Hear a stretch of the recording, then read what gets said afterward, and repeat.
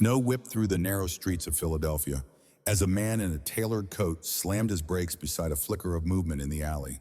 A cardboard box trembled in the wind. From inside, a whisper soft broken. "Happy birthday, Mama." Silas Merrick froze.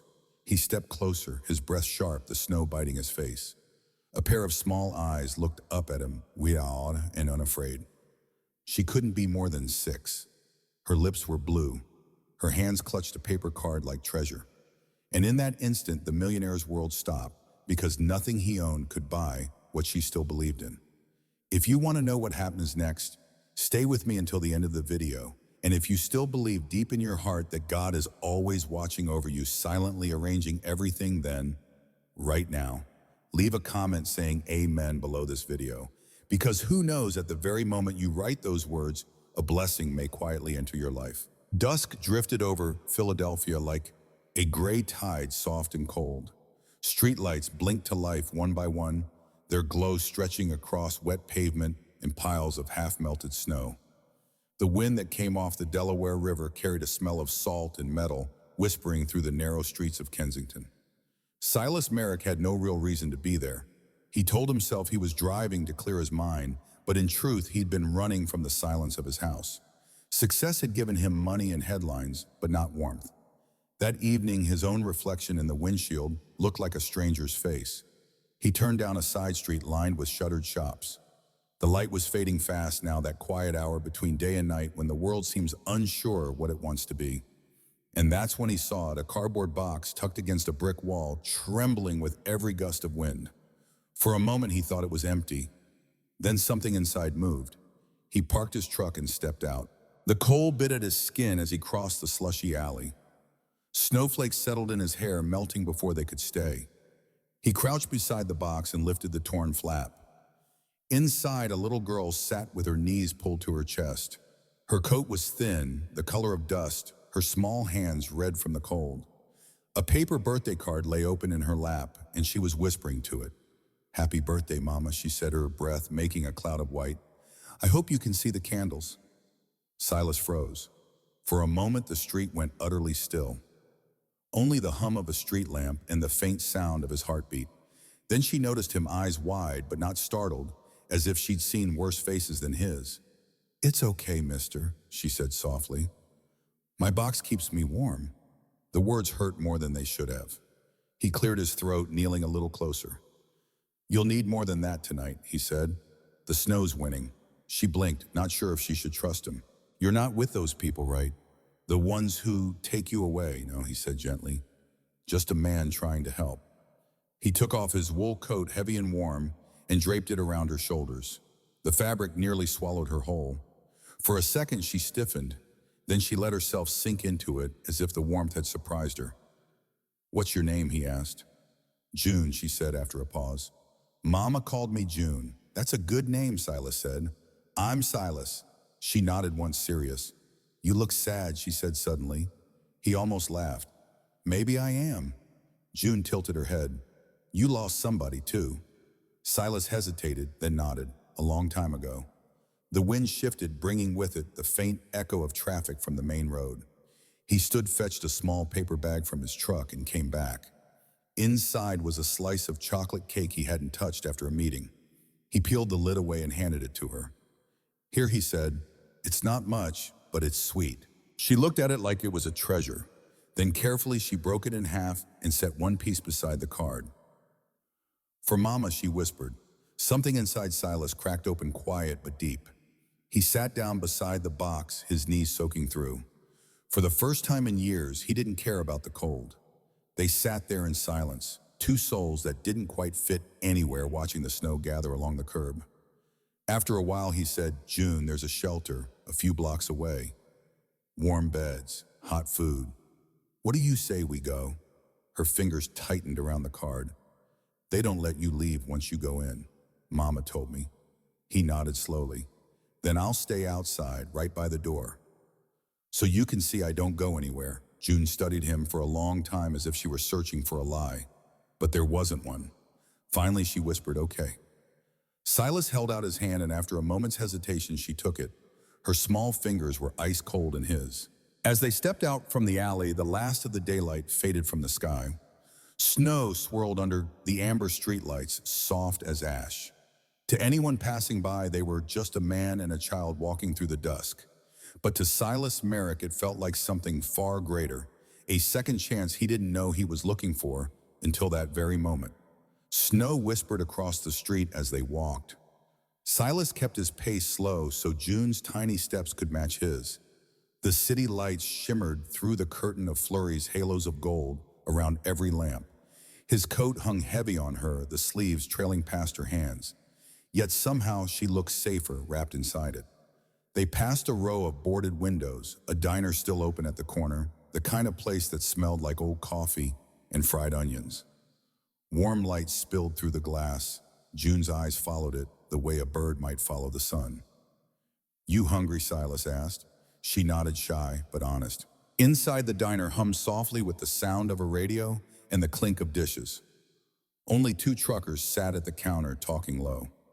The waitress, a woman with gray streaks in her hair, looked up as the doorbell chimed. Her eyes softened when she saw June. "Evening, folks," she said. "Grab any booth you like." Silas guided June to the booth near the window. The seat squeaked as she climbed in, still clutching her folded birthday card. The waitress brought menus, but June only stared at the pictures: pancake, soup, pie. Silas closed his own menu. "Hot soup and grilled cheese," he said. "And cocoa if you've got it." The woman smiled. "Cold night for cocoa, coming right up." When she left, June traced a fingertip along the condensation on the window. Outside, snow drifted sideways, turning the world into a blur of white and light. "Do you eat here a lot?" she asked. He smiled faintly. "Not really. I usually eat where people talk about money." June wrinkled her nose. "That sounds boring." "It is," he admitted. The food came steaming and bright, the smell of butter and broth filling the small space between them. June cupped her hands around the mug of cocoa like it was a living thing. Her first sip left a brown mustache across her lip, and Silas couldn't help but laugh softly. She laughed too, the kind of laugh that cleared the air. For a while, neither spoke. She ate slowly, carefully, as if making sure the food wouldn't disappear if she looked away. Silas watched her, trying to remember the last time he'd seen someone eat like it mattered. When the last bite was gone, June leaned back against the booth. "Thank you," she said, "for not just walking past." He looked at her, startled. "You've seen people walk past?" She nodded. "Lots of shoes, big ones. Nobody stops. I think they're scared I'll ask for something." He exhaled, guilt prickling under his ribs. Maybe they're scared to see what they've stopped seeing. June tilted her head. "That's a lot of seeing." He smiled. "Yeah, I guess it is." When the waitress came with the check, she slipped a small paper bag onto the table. "For the little one," she said. "Extra slice of pie. On the house." June's face lit up. She tucked the bag carefully into the pocket of Silas's coat as if it were gold. Outside, the night had deepened. The wind cut sharper, but June didn't seem to feel it as much now. She walked close to Silas, her mittenless hand brushing his coat every few steps. A few blocks away, the neon sign of St. Luke's Community Haven flickered weakly above a squat brick building. The glow reflected off the snow, turning it a soft pink. Silas stopped on the sidewalk. "That's the place," he said. June's steps slowed. The light in her eyes dimmed. "They write your name down," she whispered. "Then they don't let you leave." Silas crouched so his eyes were level with hers. The street light made tiny sparks in her hair. "Then I'll stay outside. You'll see me through the window, all right? I won't move until you tell me it's okay." She studied his face, searching for any sign of pretending. Finding none, she nodded. "Okay, but only tonight." "Only tonight," he promised. They walked to the door together. Inside, the air smelled of soap and soup. A woman at the front desk looked up, a kind face framed by dark curls. Her name tag read Marisol Vega. "Evening," she said warmly. "You bringing someone in from the bridge?" Silas nodded. "Just for the night." Marisol crouched to June's level. "We've got blankets, sweetheart. And cocoa, even better than diner cocoa." June looked back at Silas. He smiled. "Go on, I'll be right outside." She bit her lip, then stepped inside. Marisol guided her down a hallway lined with soft light. Silas stayed at the door until she disappeared from view. Outside again, the wind caught his breath. He crossed the street and leaned against his truck, keeping his eyes on the shelter window. Through the glass, he saw movement, shadows, warmth, life. For the first time in years, he didn't feel like running from it. Minutes turned to an hour. The city grew quiet except for the hum of distant traffic. Snow piled along the curb, glittering under the streetlights. Silas stayed there, hands in his pockets, breath fogging in the cold. Then he saw her, tiny silhouette framed by the window, the coat still around her shoulders. She raised her small hand and waved. He lifted his in return, a quiet promise across the glass. And for that moment, in a world too large and too cold, both of them believed the same simple thing, that maybe keeping a promise could be enough to save someone. Morning crept in pale and slow. The sky over Philadelphia was the color of steel, and every rooftop glimmered beneath a thin crust of frost. Silas Merrick sat in his truck across from St. Luke's Haven sipping cold coffee, afraid that if he left, the memory of last night might vanish like breath in the air. At 7, the shelter door opened. The smell of oatmeal and cocoa drifted out. Inside, children stirred from sleep, their voices soft as birdsong. Through the fogged window, Silas saw June, hair-wild cheeks, flush the heavy coat still wrapped around her. When she noticed him outside, her eyes widened. Then she smiled, small but certain. She waved. He lifted his hand in return. The gesture felt like something he'd waited his whole life to give. Moments later, Marisol Vega stepped outside, tugging her scarf tight. "You really stayed," she said. "I said I would." Silas answered. Her smile was tired but kind. "Most don't." She nodded toward the doorway. "Come on in. We got coffee strong enough to wake the saints." Inside, the air was warm and alive. Old heaters rattled, and a few volunteers moved between tables setting breakfast. June sat coloring on scrap paper, tongue caught between her teeth, the way children do when they're happy for a moment. Marisol poured 2 cups. She didn't say much last night. "Just your name? Well, part of it. You made an impression." Silas took the cup, unsure what to say. "She told me it was her mother's birthday." Marisol's expression softened. "Her mom's gone. Pneumonia early winter. Lost her job before that warehouse shut down out in Port Richmond." Silas froze. "Port Richmond," Marisol nodded. "The Merrick transit site, I think." The cup trembled in his hand. He set it down slowly. Her mother's name, Lydia Blythe. Sweet woman. Work nights. The sound of it cut through him like glass. He remembered the file Lydia Blythe had terminated December 12th, the automation phase. A decision signed with his own name. Marisol watched him carefully. "You knew her?" "Not well enough," he murmured. He looked toward June. She was holding her drawing up to another child, a lopsided heart-colored red. Something in his chest ached. After a while, he stood. "Thank you," he said quietly, "for keeping her safe." Marisol nodded. "She's a brave one. But brave doesn't mean fine." Outside, the wind had teeth again. The sun hung low, a pale coin behind clouds. Silas drove downtown without thinking, his thoughts crowding faster than the traffic. The Merrick Transit building loomed in glass and chrome, polished perfect, heartless.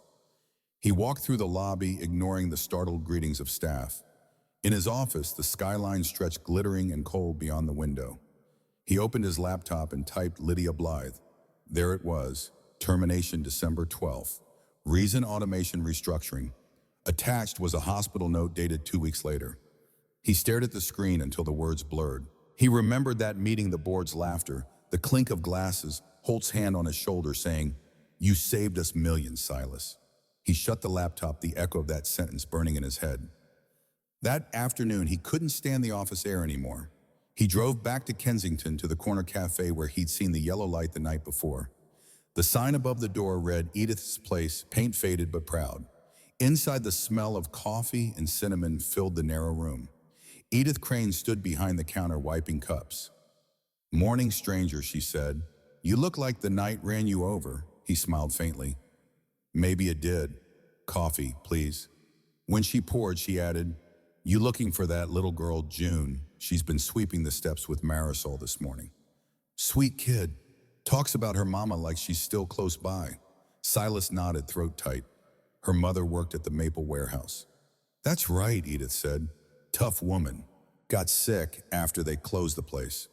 She reached under the counter and set down a small notebook. Found this after that warehouse fire last month. Belonged to a night guard, Walter Briggs. Might mean something to somebody. Silas opened it carefully. Lines of neat handwriting filled the pages, dates, checklists, notes. Then one entry made his pulse quicken. Deck 10, sprinkler system offline. Management says ignore until cost review complete. He stared at the words, cold settling deeper than the wind outside. You mind if I borrow this, he asked. Edith shrugged. Just bring it back when you've done right by it. He stepped out into the street again. Snow had started to fall, thin flakes twisting in the air, melting as they touched the ground. The city felt different now, sharper alive with something more than guilt. Silas looked toward the faint neon sign of St. Luke's down the block. Somewhere inside, June was probably laughing over her drawing, still believing that birthdays meant hope. He tightened his grip on the notebook. No more looking away, he whispered. And for the first time in years, he felt the pull of a direction that mattered. The afternoon sky hung low and heavy, bruised with the promise of more snow. Silas Merrick sat in his truck outside the Merrick Transit Tower, the small notebook open on the passenger seat. The handwriting stared back at him like a confession.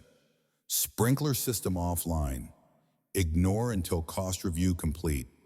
He'd seen the initials beneath it, WB, and knew it was real. He grabbed the notebook, walked through the revolving doors, and headed straight for the top floor.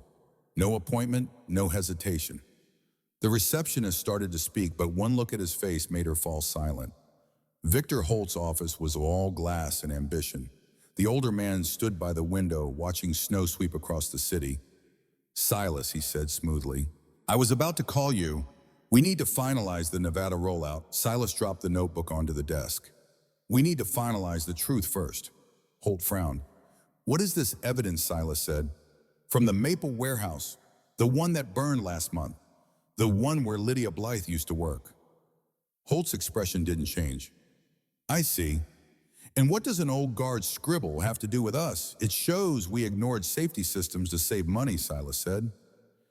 And it shows people died because of it. Holt's voice sharpened. People die all the time, Silas. You can't hold the world's grief. I'm not holding the world, Silas said quietly. Just the part I broke.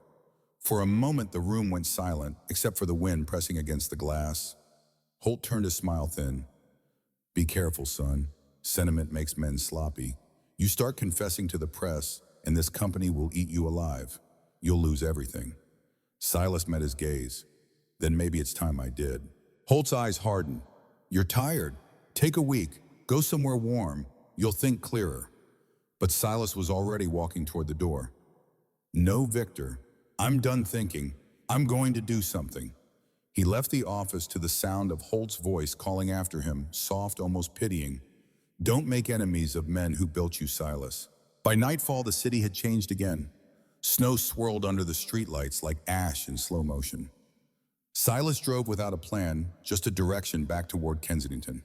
His thoughts spun between guilt and determination, between June's small hands and Lydia's forgotten name.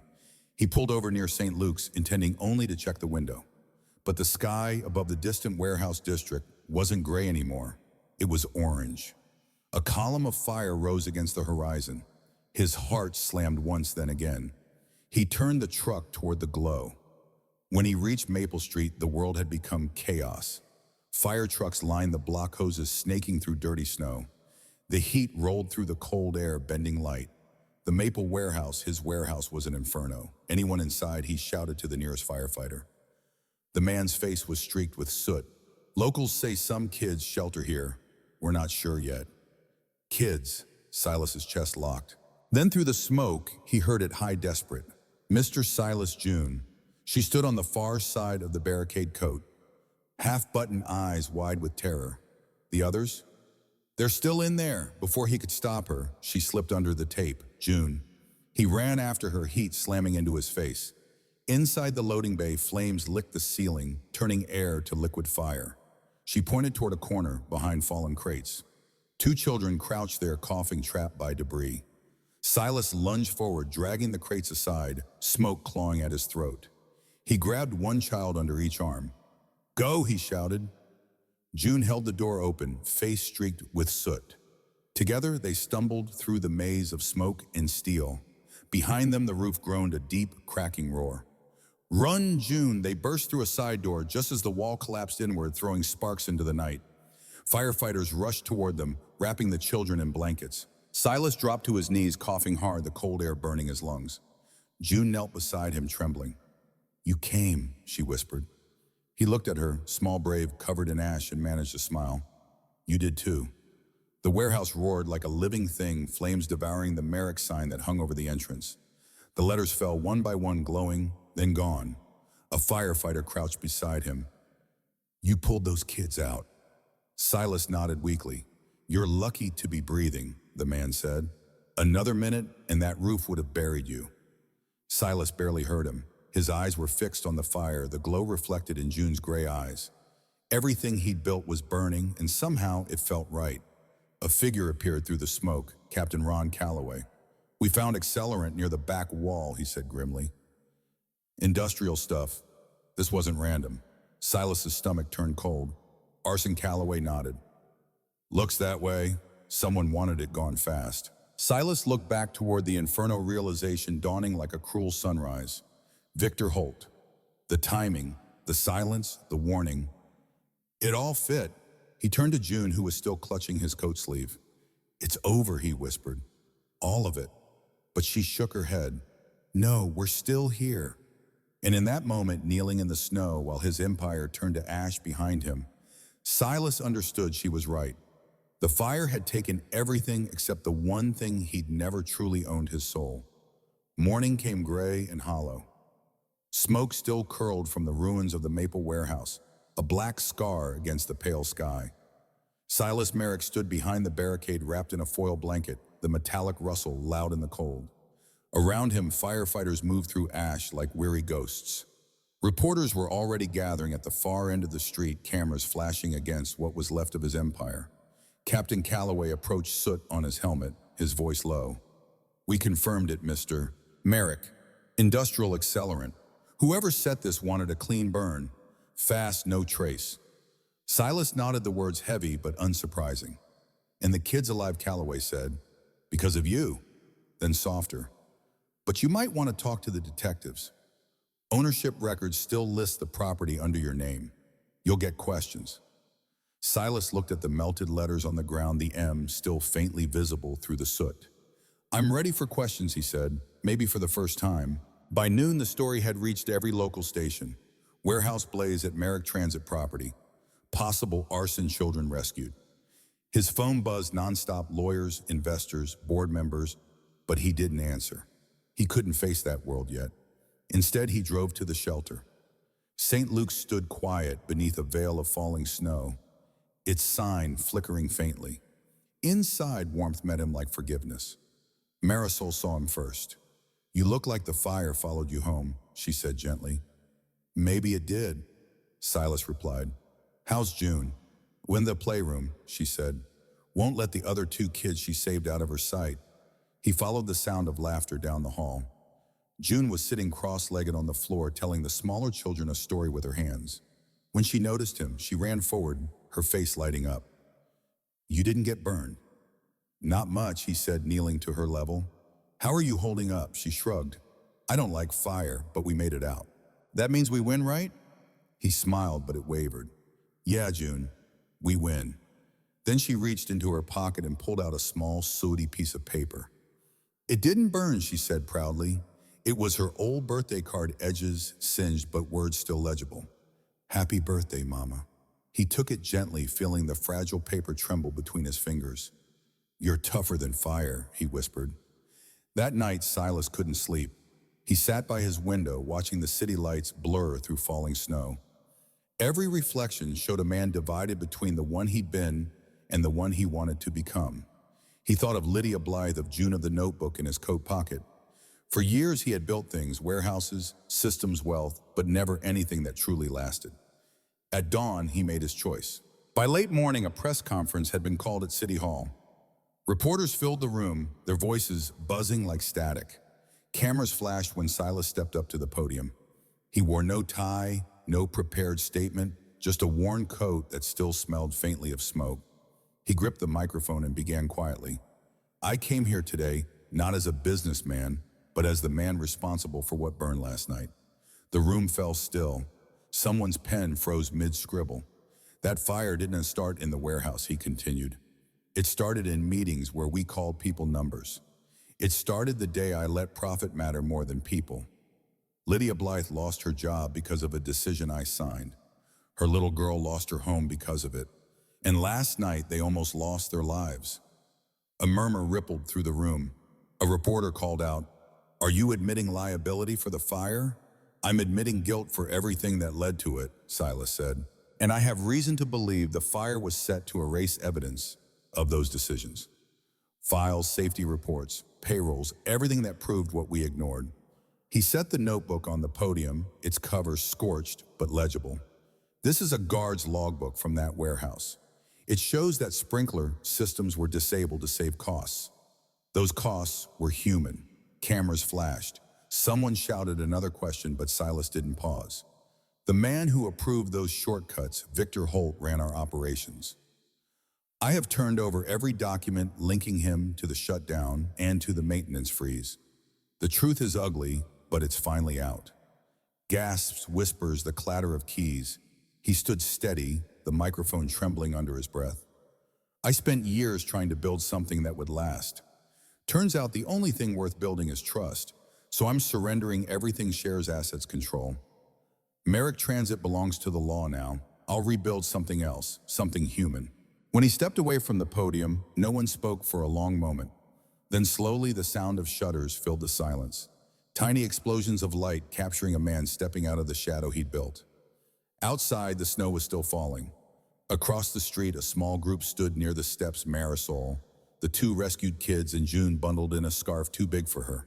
She waved when she saw him.